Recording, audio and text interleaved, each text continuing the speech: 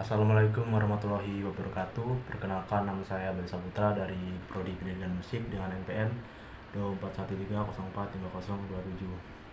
Kali ini saya akan mereview materi 1 dan 2 dari mata kuliah Sastra Lisan Lampung dengan dosen pengampu yaitu Bapak Iriza Barnawi, MSN.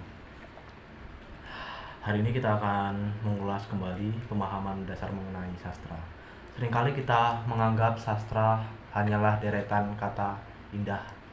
Namun jika kita bedah lebih dalam, sastra sebenarnya adalah sebuah ekspresi artistik yang menangkap esensi kehidupan manusia. Di dalamnya tidak hanya imajinasi tetapi juga refleksitas, nilai estetika, pesan moral, ajaran deduktif, hingga nilai religius yang menjadi kompas bagi pembacanya. Secara strategis, peran sastra jauh melampaui fungsi hiburan semata. Sastra adalah instrumen ampuh dalam membentuk karakter bangsa dan menjaga sistem nilai di tengah masyarakat. Kita bisa melihat bagaimana sastra berevolusi dengan sangat dinamis. Dulu kita mengenal sastra lama yang lebih kental dengan tradisi lisan, bersifat anonim dan kaku karena terikat aturan-aturan tertentu. Biasanya berfokus pada kehidupan istana atau mistis. Namun seiring berjalannya waktu, sastra bertransformasi menjadi sastra modern. Ia kini lebih bebas, individualis, dan sangat aktif mengikuti perkembangan teknologi, mulai dari media cetak hingga konten audio visual.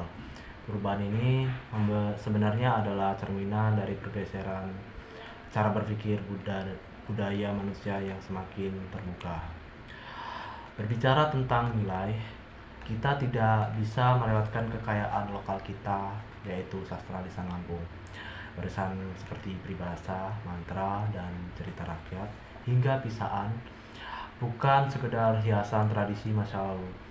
Mereka adalah urat nadi identitas budaya daerah yang membawa struktur sosial dan sistem nilai masyarakat Lampung.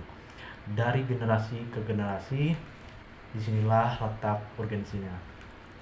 Kita memikul tanggung jawab krusial untuk melakukan dokumentasi dan pengembangan sastra lisan ini agar jati diri kita tidak luput tertelan arus modernisasi.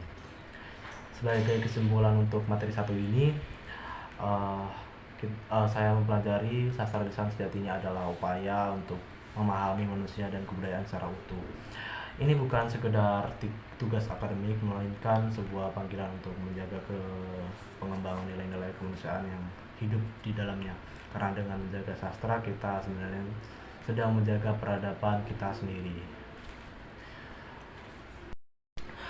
Setelah sebelumnya kita membahas hakikat sastra secara luas, sekarang kita akan masuk ke materi 2, yaitu mengenal pembagian bentuk sastra.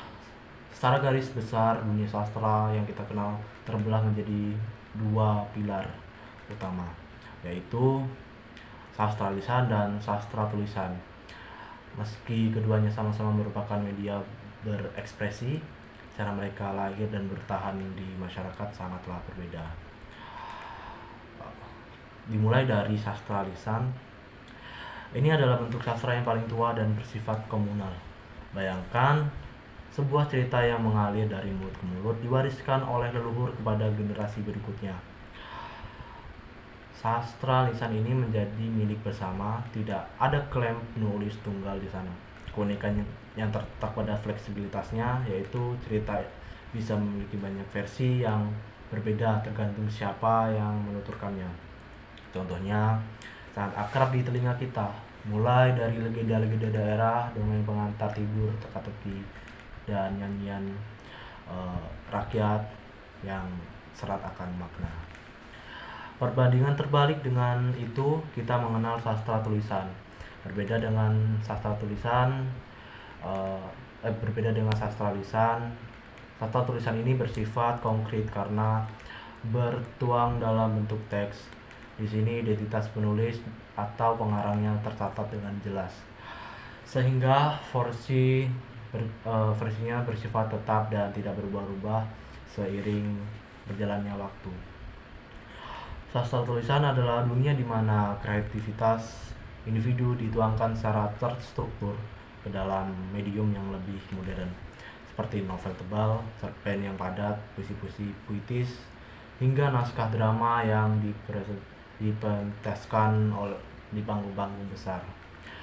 Meskipun medianya berbeda, satu melalui suara dan satu melalui aksara, keduanya memiliki beban moral yang sama beratnya. Baik sastra lisan maupun tulisan merupakan wadah besar bagi nilai-nilai pendidikan, moral, religius, serta norma sosial. Keduanya bekerja berbahu-bahu dan membentuk karakter masyarakat dan menjaga sistem ini agar tidak lekang oleh zaman. Intinya, memahami kedua jenis sastra ini sangat krusial karena keduanya adalah instrumen utama dalam penyampaian nilai kehidupan sekaligus menjadi bagian tak terpisahkan dari kekayaan budaya kita.